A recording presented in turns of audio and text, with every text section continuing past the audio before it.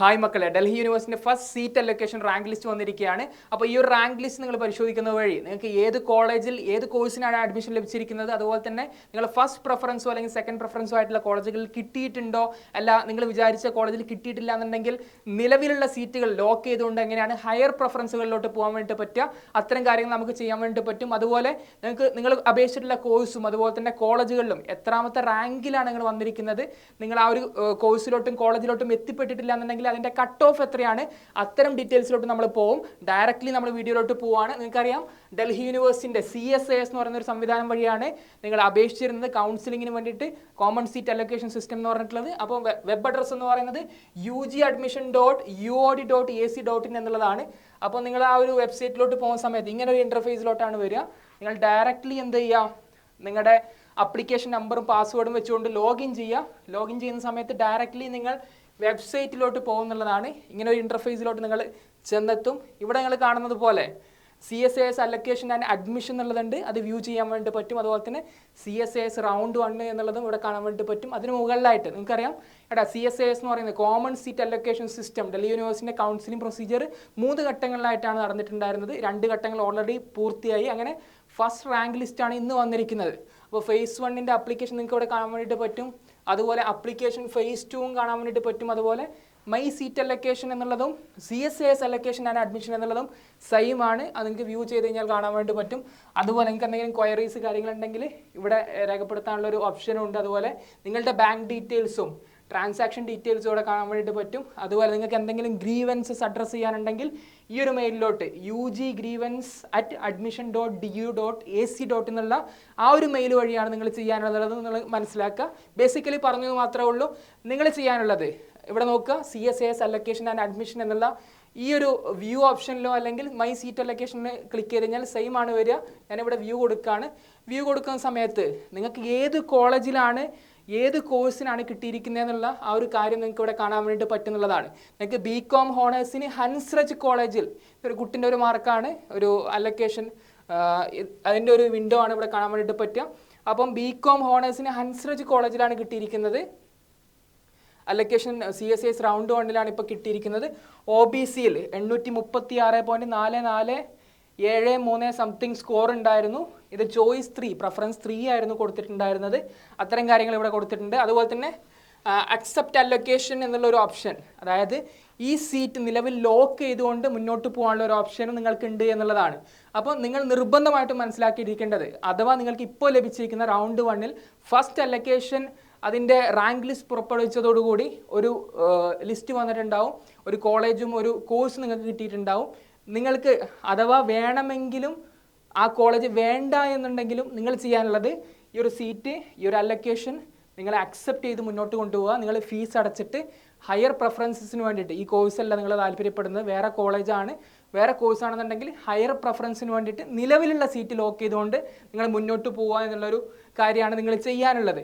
അതിന് മുമ്പായിട്ട് നിങ്ങൾക്കറിയാം ഇതിൻ്റെ നേരത്തെ ഒരു പ്രസ് റിലീസ് ഉണ്ടായിരുന്നു. നിങ്ങൾക്കറിയാം ഇന്ന് വൈകുന്നേരം 5 മണിക്കാണ് ഇതിൻ്റെ first CSAS allocation list, rank list വന്നത്. നിങ്ങൾ സ്ക്രീനിൽ കാണുന്ന പോലെ തന്നെ ഇവിടെ കാണാൻ വേണ്ടിയിട്ട് പറ്റും. ഇന്ന് വൈകുന്നേരം 5 മണിക്കാണ് ലിസ്റ്റ് വന്നത്. അതുപോലെ തന്നെ ജൂലൈ 19 തൊട്ട് ജൂലൈ 21 വരെ നിങ്ങൾക്ക് ഈ ഒരു സീറ്റ് അക്സെപ്റ്റ് ചെയ്യാനുള്ള ഒരു ടൈമിംഗ് ആണ്. ജൂലൈ 19 തൊട്ട് ജൂലൈ 21 വരെ നിങ്ങൾക്ക് ഈ ഒരു സീറ്റ് അക്സെപ്റ്റ് ചെയ്യാനുള്ള ഒരു ടൈമാണ്. അതുപോലെ നിങ്ങൾ ഏത് കോളേജിലോട്ടാണോ ആ ഒരു കോഴ്സിന് വേണ്ടിയിട്ട് അപ്ലൈ ചെയ്തിട്ടുള്ളത്, ആ കോളേജിന് നിങ്ങളുടെ ഡോക്യുമെൻറ്റ്സും കാര്യങ്ങളൊക്കെ വെരിഫൈ ചെയ്തിട്ട് നിങ്ങൾക്ക് അഡ്മിഷൻ അപ്രൂവ് ചെയ്യാനുള്ള ഒരു ടൈം എന്ന് പറയുന്നത് ജൂലൈ 19 തൊട്ട് ഇതേ ജൂലൈ 22 വരെ തന്നെയാണ്. അതുപോലെ നിങ്ങൾക്ക് അവസാനമായിട്ട് ആ ഒരു കോളേജിലോട്ട് ആ കോഴ്സിന് അഡ്മിഷൻ കിട്ടാൻ വേണ്ടിയിട്ട് ഫീസ് അടക്കാനുള്ള അവസാന ടൈം എന്ന് പറയുന്നത്, ഓൺലൈൻ പേയ്മെൻറ്റ് ഓഫ് ഫീസ് എന്ന് പറയുന്നത് ജൂലൈ 23 വൈകുന്നേരം 4:59 വരെയാണെന്നുള്ളതും നിങ്ങൾ മനസ്സിലാക്കുക. അപ്പോൾ നിങ്ങൾ ചെയ്യാനുള്ളതെന്ന് പറയുന്നത് നിലവിലുള്ള കോളേജ്, നിങ്ങൾക്ക് ഇപ്പോൾ കിട്ടിയിരിക്കുന്ന ആ ഒരു സീറ്റ് വേണമെന്നുണ്ടെങ്കിലും വേണ്ട എന്നുണ്ടെങ്കിലും അത് ആ ഒരു അലൊക്കേഷൻ അക്സെപ്റ്റ് ചെയ്ത് മുന്നോട്ട് പോകുക എന്നുള്ളതാണ്.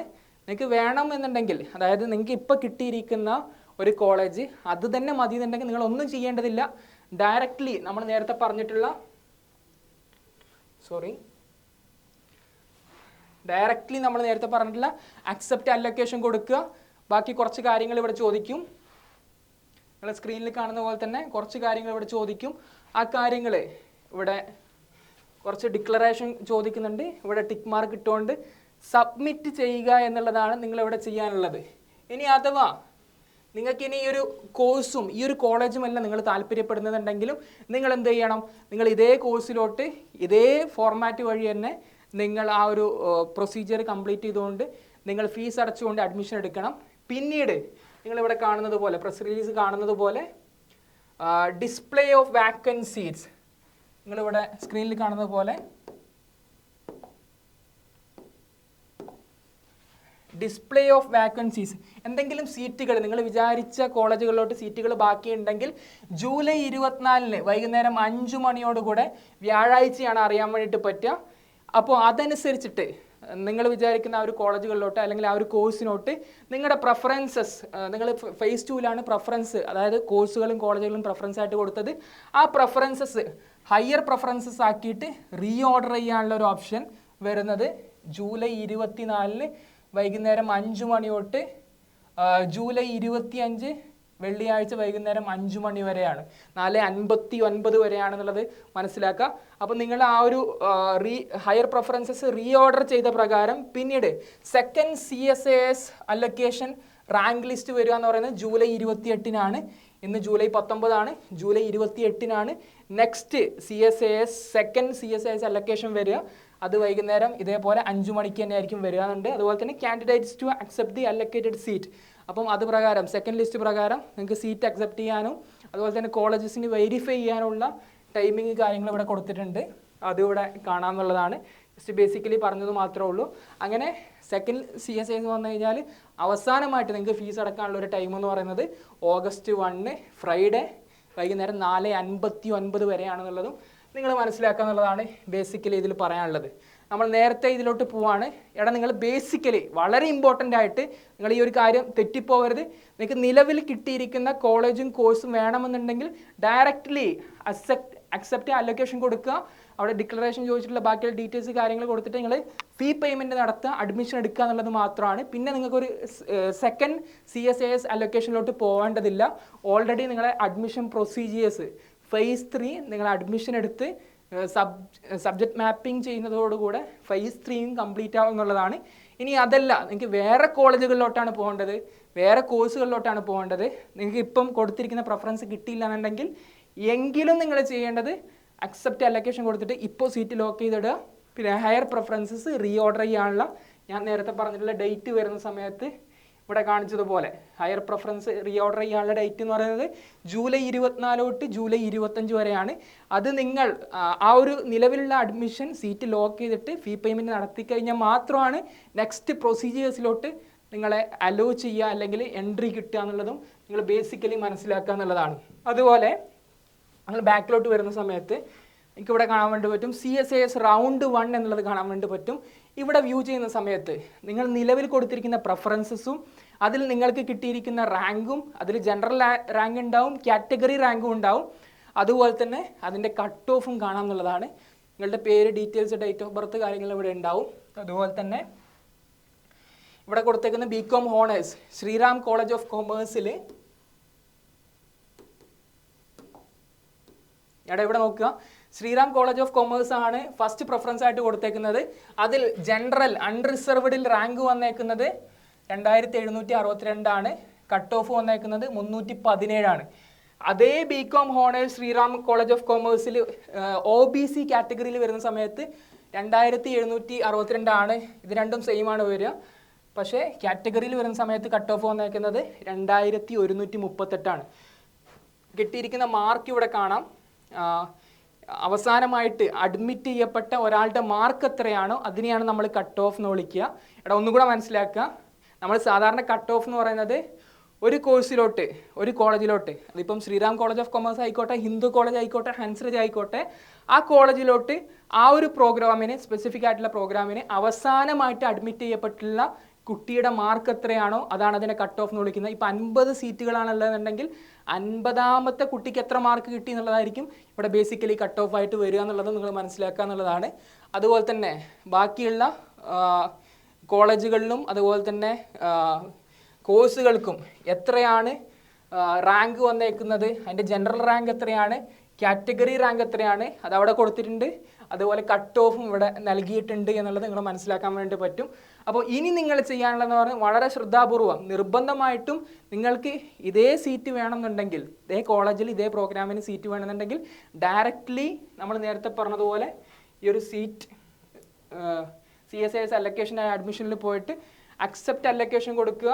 അതുപോലെ തന്നെ ഈ ഡിക്ലറേഷൻസ് ടിക്ക് ഇടുക, ശേഷം സബ്മിറ്റ് കൊടുക്കുന്നു. ഇങ്ങനെ വരുന്ന സമയത്ത് ഇങ്ങനെ ഒരു കാര്യമായിരിക്കും ഉണ്ടാവുക. ശേഷം നിങ്ങൾ ഫീ പേയ്മെൻറ്റ് നടത്തുക എന്നുള്ളതാണ് നിങ്ങൾ ബേസിക്കലി ചെയ്യാനുള്ളത്. ഇത്രയും കാര്യങ്ങളാണ് അടുത്ത് പറയാനുള്ളത്.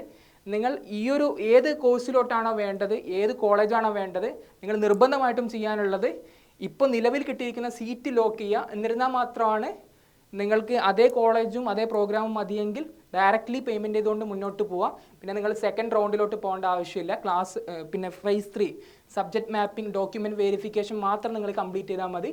ഇനി നിങ്ങൾ ഇതല്ല വേറെ നിങ്ങൾ വിചാരിക്കുന്ന ഹയർ പ്രിഫറൻസിലോട്ട് പോകണമെന്നുണ്ടെങ്കിൽ നേരത്തെ പറഞ്ഞിട്ടുള്ള ആ ഒരു ഡേറ്റിന്, ആ ഒരു ഹയർ പ്രിഫറൻസിൻ്റെ റീ ഓർഡർ ഡേറ്റ് വരുന്ന സമയത്ത് നിങ്ങൾ നിലവിലുള്ള സീറ്റ് അക്സെപ്റ്റ് ചെയ്യുകയും ആ ഒരു റീ ഓർഡർ നടത്തിയതിന് ശേഷം സെക്കൻഡ് ലിസ്റ്റ് ജൂലൈ 28-ന് വരും. അതിനെ ബേസ് ചെയ്തുകൊണ്ട് വീണ്ടും നിങ്ങളുടെ ഫീ പേയ്മെൻറ്റ് അല്ലെങ്കിൽ ആ ഒരു പ്രൊസീജിയർ കംപ്ലീറ്റ് ചെയ്തുകൊണ്ട് ഫേസ് 3 സബ്ജക്റ്റ് മാപ്പിംഗ് അല്ലെങ്കിൽ ഡോക്യുമെൻറ്റ് വെരിഫിക്കേഷനിലോട്ട് കടക്കുക എന്നുള്ളതാണ്. സോ വളരെ ശ്രദ്ധാപൂർവ്വം ഈ കാര്യങ്ങൾ ചെയ്യാന്നുള്ളതും കൂടെ നിങ്ങളോട് റിക്വസ്റ്റ് ചെയ്യുകയാണ്. So wish you all the very best. Thank you.